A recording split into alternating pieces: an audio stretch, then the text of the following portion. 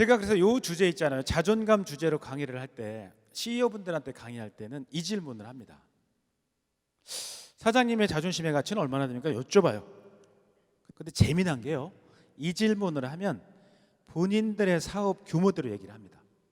근데 어제 오신 분 한 분이 자기 자존심이 2조 5천억이래요. 그분 회사가 2조 5천억짜리야, 매출액이. 어떤 분은 1,000억이래. 자기 자존심이 1,000억. 왜? 매출이 1,000억이야. 제가 여러분한테 여쭤볼게요. 여러분의 자존심을 얼마입니까? 여러분의 자존심 가치가. 지금 연봉 계산하고 있죠. 근데 이 가치의 전제 조건이 하나 있어요. 어떤 때 가치가 생길까요? 거래가 될 때 가치가 생겨요. 자, 예를 들어서 여러분 여기 PT병 물 있잖아요. 이렇게 물 조그만 거. 요거 슈퍼에 가면 1,000원쯤 할 거예요. 그죠? 근데 우리가 산행을 하다가 갈증 나서 너무 힘든 상황이 왔어. 그 물 한 통에 10,000원에 판대. 산에서 우리가 그거 살까 안 살까? 사지. 그 물의 가치는 얼마예요? 10,000원이야. 10,000원으로 거래가 됐기 때문에 가치가 생긴 거야. 이해하시겠어요? 오케이. 제가 여러분한테 다시 질문할게요.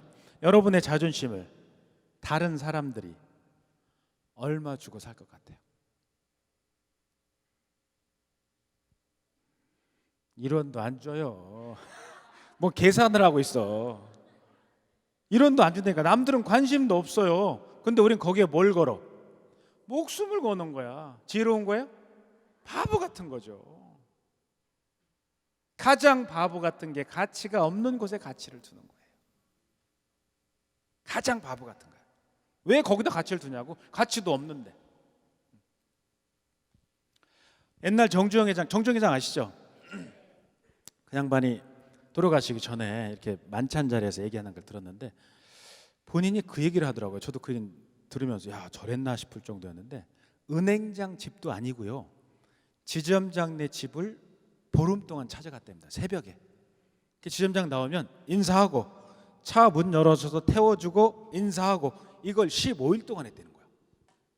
그랬더니 거기 참석했던 젊은 사람이 묻는 거예요. 회장님, 자존심 상하지 않았어요? 뭔 자존심이야 이 사람아. 나는 사업하는 사람이고 그자는 은행 지점장인데 내가 은행에 가서 돈 빌려서 안 빌려주니까 집으로 찾아간 거야. 사업하는 사람이 은행 지점장한테 돈 빌려서 찾아간 게 뭔 자존심이야 이 사람아.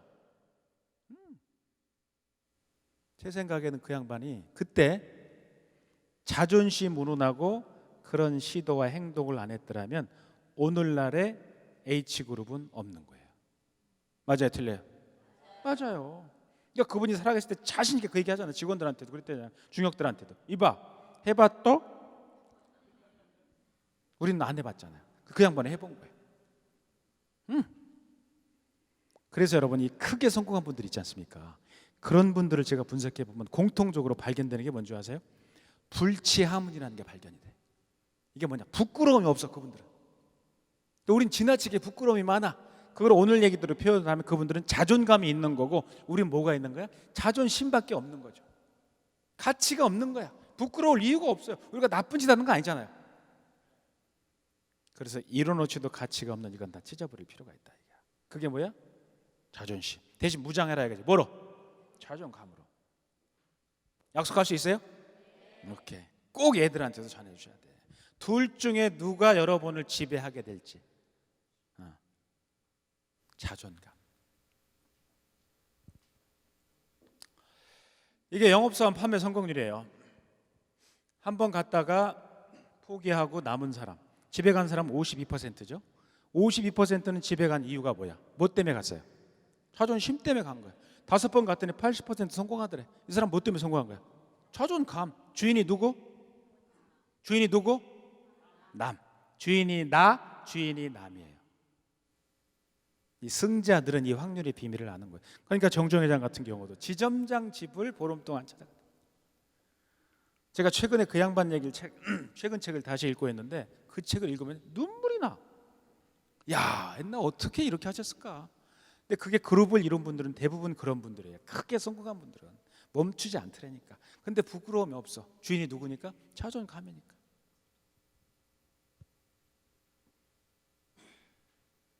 미국 대학에서요 한번 실험을 했어요. 그 실험의 내용이 뭐냐면 실험자를 이렇게 모은 거예요. 돈을 알바 비용을 주고 딱 데려다 놓고 이렇게 메이크업을 시키면서 여기 왼쪽 뺨에다가 무서운 흉터를 그려준 거야. 메이트 선생님이 흉터를 그려주고 이 상태로 밖에 나가서 다른 사람이 당신을 보는 시선을 당신이 느낀 대로 우리한테 얘기해 주세요. 그래서 나가기 전에 흉터를 그렸어요. 여기다 큰 흉터를. 그리고 나가기 전에 거울을 보여준 거야. 이제 깜짝 놀래죠. 여기에 흉터가 있으니까. 그래서 거울을 치우게 하고 나가기 전에 혹시 나가면 이게 지워질 수 있으니까 여기에 파우더를 발라드릴게요 하고 파우더를 바르는 척하고 흉터를 지워버렸어. 여기 흉터가 있어 없어? 없어. 없는 상태로 나간 거야. 나가서 다른 사람들을 만나고 그 사람들한테 느끼는 자기의 느낌을 와서 교수들한테 얘기를 하는 건데 재미난 게요. 일관되게 거기 실험에 참여했던 모든 사람들이 뭐라고 그랬냐면 교수님 불쾌해서 혼났어요. 사람들이 저를 굉장히 불쾌하게 쳐다보고요. 특히 제 왼쪽 뺨을 뚫어지게 쳐다봐서 기분 나빠서 혼났어요. 여기 흉터가 있어요 없어요? 없어요. 근데 왜 그렇게 느낀 거야? 그걸 우리 자격지심이라고 해요. 자격지심. 이 자격지심이 격자가 뭐냐면 경랑이 일다 이런 격이에요. 그러니까 파도가 바위를 때릴 격자예요. 파도가 치는. 스스로 파도를 쳐서 아프게 하는 거야. 누구의 마음을? 지 마음을. 남들은 관심도 없다니까. 남들은 여러분이 어떻게 하든지 관심도 없어요. 근데 우리 그것 때문에 못하는 거야. 그게 자존심이에요. 주인이 누구? 남이야 남. 근데 제가 이런 얘기를 하면 여러분 중에 누군가는 오케이 나도 오늘부터 송주 교수 강의를 들었으니까 나도 한번 자존감으로 붙어볼래? 이런 분도 있을 수 있고 어떤 분은 저 그냥 송 교수 자기가 하는 이론이지 자기 얘기겠지 시작 안 할 수도 있어요. 그걸 역시 인생이 바꾸는 건데 저는 우리 인생을 바꾸는 걸 이거로 표현해요. 선택이 바꾼다고 생각합니다. 여러분 이 자리에 오신 것도 선택이에요. 맞죠? 저도 그래요. 근데 선택이 인생을 바꾸는데 선택이 인생을 얼마나 무섭게 바꾸는지를 한번 우리가 들어가 보자고요. 자, 종교 얘기를 해보자고. 종교. 우린 종교가 다 다르죠. 크리스찬도 있고 불교도 있고. 여러분 중에 혹시 IS 있어요? IS? IS는 없어요? 모든 종교의 핵심은 뭐냐면 천국이 있다예요. 천국을 얘기하지 않는 건 종교가 아니고 사상과 철학이에요. 이걸 믿었던 사람들은 기도를 했을 것이고 이걸 믿었던 사람들은 기도하지 않았겠죠. 천국이 없는 사람들은 오케이? 자, 천국이 있다고 믿고 기도했어. 근데 죽어서 가보니까 있더래. 이 사람들 어디 가는 거야? 그렇지, 천국 가는 거예요. 근데 죽어서 가보니까 천국이 없더래. 이 사람 어디 가는 거야? 지옥? 아니에요. 그냥 꽝이야. 천국이 없으니까 지옥이 없는 거예요. 오케이? 자, 기도 안 했어요. 근데 죽어서 가보니까 천국이 없더래. 이 사람 어디 가는 거야? 아니야, 지옥 아니야. 꽝이야, 꽝. 없으니까, 천국이 없으니까 지옥이 없는 거예요. 근데 죽어서 가보니까 천국이 있더래요. 이 사람 어디 가는 거야? 그렇지, 지옥 가는 거예요. 이해하시겠어요? 살아있을 때 기도하지 않으면 둘 중에 하나예요. 지옥 가거나 꽝이야. 살아있을 때 기도하면 둘 중에 하나죠. 천국 가거나 꽝이야. 근데 가보니까 죽어서 지옥이 있어. 내가 옛날로 돌아가서 다 기도할래. 기도해서 천국 갈 수 있을까요? 끝난 거야. 과거를 바꿀 수는 없어요. 자, 여기는 이해하기 쉽죠. 자, 오늘 본론으로 가보자고요. 제가 오늘 이 얘기를 제일 강조하는 거 아니에요. 자존감. 자존감 갖고 한번 붙어보세요. 성공할 수 있습니다. 이 얘기거든. 이 사람들은 도전했을 것이고 제 강의를 듣고 이거는 도전 안 했을 거야. 강의 듣고도. 자, 도전한 사람 한번 보자고요. 가서 열심히 도전했어. 자존감. 불치하문의 정신으로 부끄러움도 없어. 한번 붙어본 거야. 갔더니까 성공하더라는 거야. 이건 뭐예요? 이 사람이 갖는 선물은 성공. 근데 갔더니 성공 못하더래.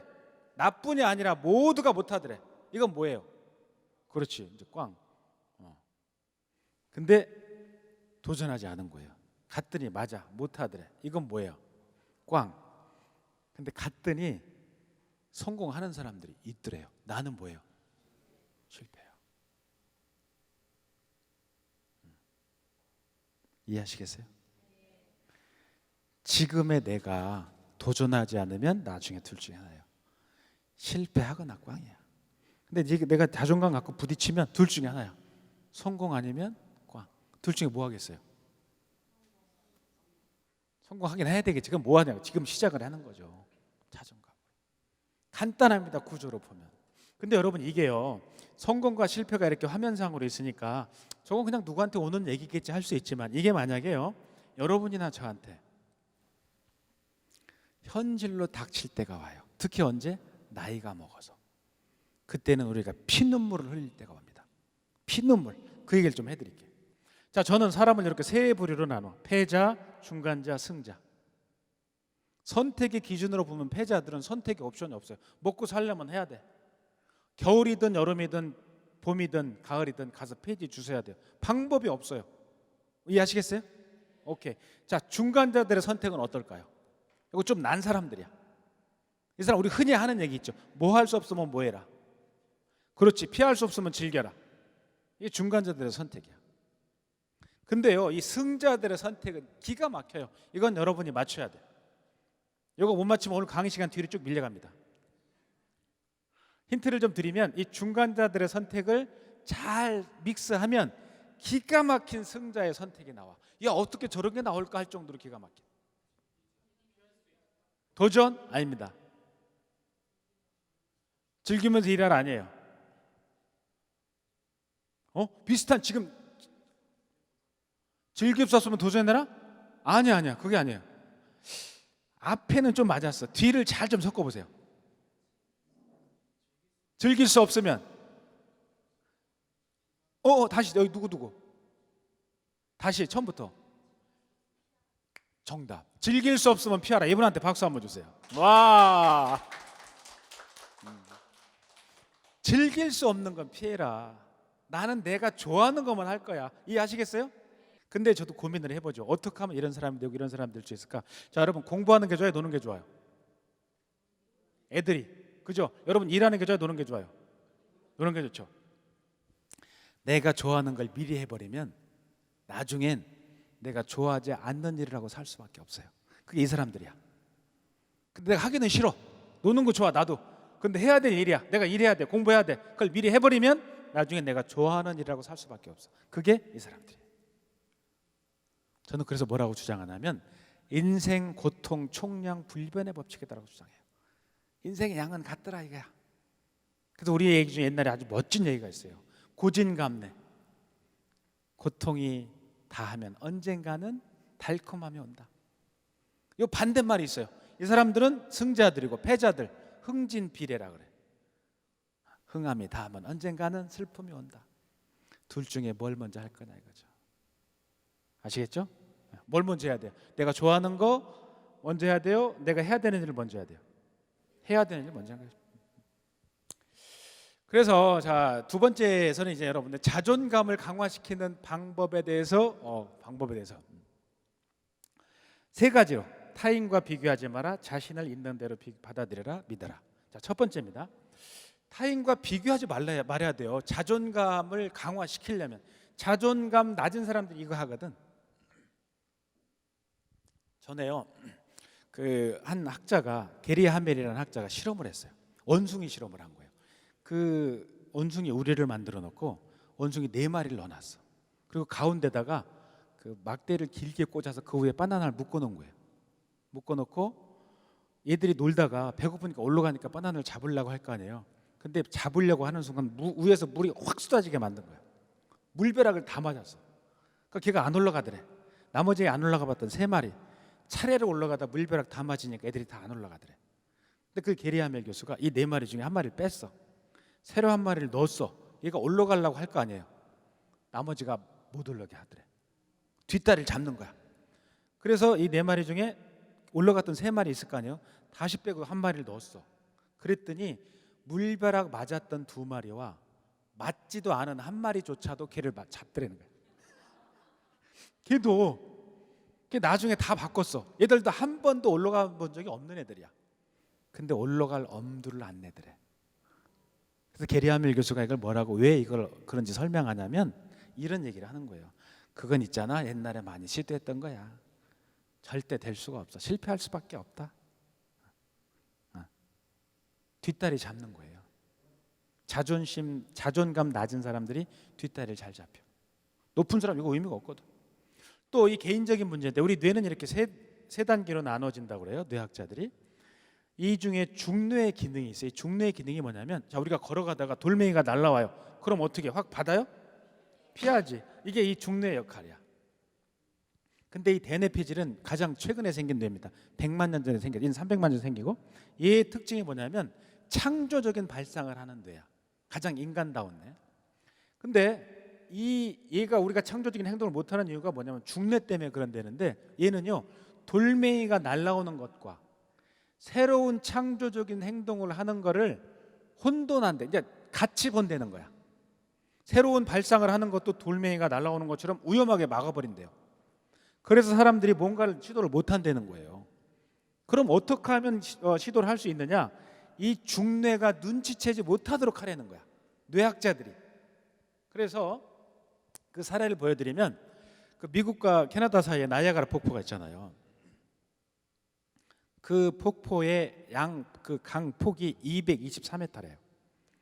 근데 두 나라를 잇는 다리를 건설하라는 미션을 받았어. 그 미션을 받은 사람이 찰스 엘렛 주니어라는 설계사인데, 근데 이때만 해도요, 요즘 같으면 간단하대요. 비행기가 케이블을 물어가지고 캐나다에 떨어뜨리면 거기에 다리를 이으면 된대. 근데 우리 비행기 세계 최초로 날린 게 라이트 형제잖아요. 그때가 1902년도인가 이래요. 이때보다 수십 년 후에야. 이때는 비행기가 없을 때였어요. 그 사람이 고민한 거죠. 어떻게 할까? 그러다가 그야말로 기막힌 방법을 발견하죠. 여러분 연 알죠? 연을 쫙 띄운 거예요. 그래서 띄워서 미국에서 띄워서 캐나다에 떨어뜨린 거야. 거기 연에 뭐가 달려있냐면 연실이 달려있죠. 그 연실에다 미국 쪽에서 코일을 묶은 거예요. 코일. 그래서 캐나다에서 땡긴 거야. 그 캐나다로 코일이 가겠죠.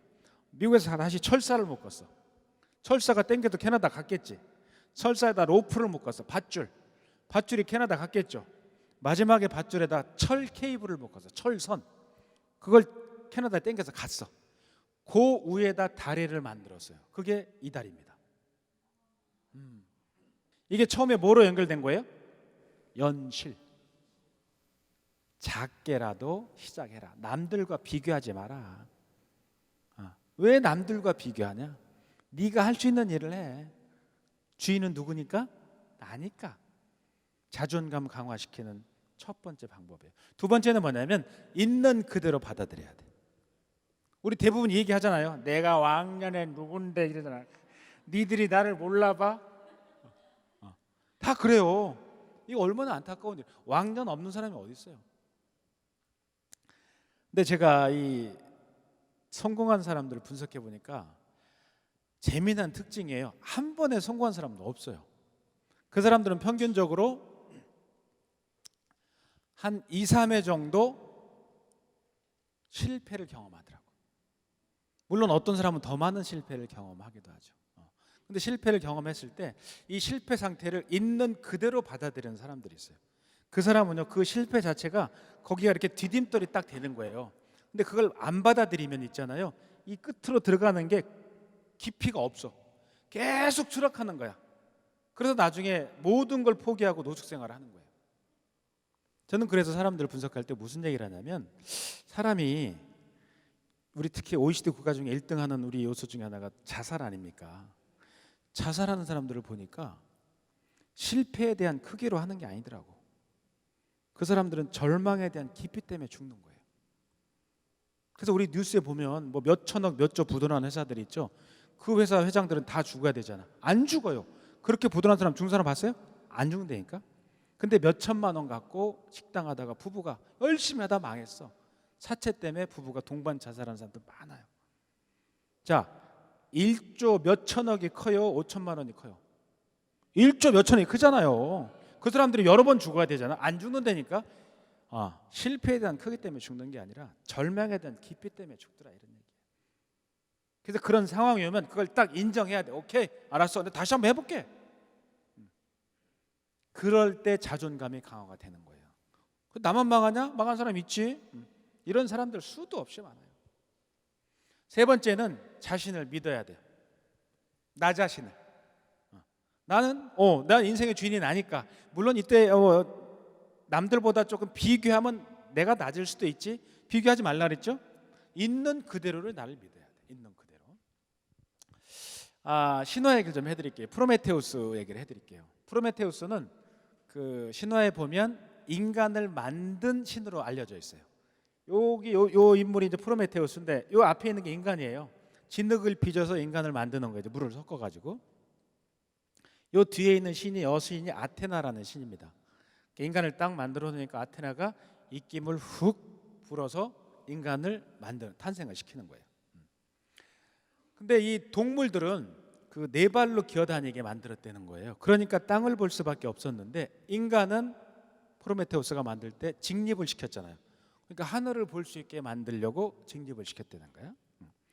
근데 이 프로메테우스의 역할이 뭐가 있냐면 동생과 같이, 동생이 형하고 같이 무슨 역할을 맡았냐면 동물이 생길 때마다 동물들한테 적합한 무기를 주는 역할이 있었답니다. 그래서 형이 동생이 에피메테우스예요. 동생한테 뭐라고 그랬냐면, 야 동생아, 동물과 인간이 태어나면 적정한 무기를 네가 줘라. 그러니까 이 에피메테우스는 늦게 생각하는 사람이에요. 형은 굉장히 지혜롭거든. 미래를 읽을 줄 아니까. 근데 동생이 그 미션을 받고 동물이 태어날 때마다 무기를 주기 시작한 거예요. 근데 맨 마지막에 인간이 태어난 거예요. 가장 영장이지 인간이. 근데 딱 태어났는데 만들어졌는데 이 에피메테우스가 인간한테 무기를 주려고 하다 보니까 자기한테 남겨진 무기가 없어. 다 줘버린 거야. 사자한테는 날카로운 이빨과 발톱을 주고, 호랑이도 그렇죠. 치타는 막 달리는 힘, 코끼리는 두꺼운 가죽, 사람한테 줄 게 없는 거야. 그래서 에피메테우스가 형한테 보고를 하죠. 형, 죄송한데요, 제가 잘못해가지고 생각이 좀 늦어서 인간한테 줄 수 있는 게 없네요. 그렇게 되고 형이 뚜껑이 확 열렸지. 그래서 고민을 하다가 안 줄 수는 없잖아요. 고민을 하다가 이제 천상으로 올라가요. 천상에는 제우스가 있거든. 제우스 알죠? 제우스가 절대로 인간한테는 이걸 주지 말라는 게 두 가지가 있었어. 첫 번째가 지혜야. 두 번째는 불이야, 불. 그걸 프로메테우스가 훔쳐갖고 지구로, 땅으로 내려와요. 그래서 인간한테 불을 준 거야. 그러니까 인간은 이 불 때문에 날카로운 발톱과 이빨이 없는데도 지구를 지배하게 되는, 추울 때도 따뜻하고 더울 때도 시원하게 만들잖아요. 그래서 인간은 이렇게 잘 살고 있는데 문제가 생겼어. 제우스가 얘를 용서하지 않으려고 코카서스 산에 묶어놓고 독수리가 쪼개 만들죠. 그죠? 근데 결국에는 이제 탈출을 하는데, 제우스가 인간을 골탕 먹이려고 지구상에서 가장 아름다운 여자를 만들어요. 인간한테 선물을 주는 거야. 그 에피메테우스가 얘하고 결혼하지. 얘가 누구냐? 판도라야. 이 상자 속에는 인간은 절대로 열어서는 안 되는 게 담겨져 있어. 그걸 얘는 호기심이 많은 애거든, 판도라가. 그걸 뚜껑을 확 열으니까 그래서 모든 게 다 날아간 거야. 그 딱 닫았을 때 마지막 남겨져 있던 게 희망이라는 거지. 그래서 지금 우리가 어떤 절망을 겪어도 포기하지 않을 수밖에 없는 게 희망 때문에 그렇다는 거예요. 저는 그래서 희망 더하기 절망은 100이라고 주장을 합니다. 이게요, 자존감과 자존심도 똑같아. 여러분 마음속에 만약에 자존감이 100이라면 자존심은 얼마예요? 제로야. 합은 100이니까. 그래서 여러분들이 오늘 강의를 통해서 자존감을 강화시켜서 도전하고 한번 붙어본다면 이루지 못할 것도 없다는 얘기입니다. 아시겠어요? 그래서 여러분 자존감으로 아주 멋지게 무장할 수 있도록 저도 여러분을 위해서 응원하고 또 기도하겠습니다. 감사합니다.